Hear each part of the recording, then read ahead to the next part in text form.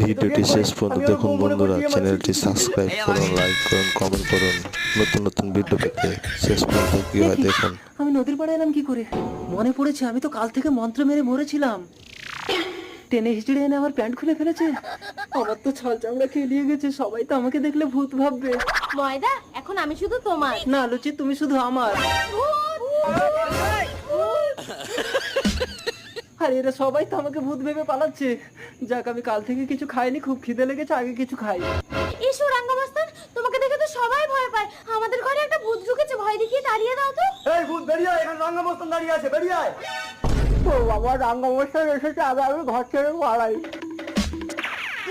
ও মা, এ তো সেই ডেড বডি, পালাই না হলে রেপ কেস খেয়ে যাবো। ও আচ্ছা, তার মানে তুই আমার প্যান্ট খুলেছিলি রাঙ্গা? দাঁড়া, তোর হচ্ছে।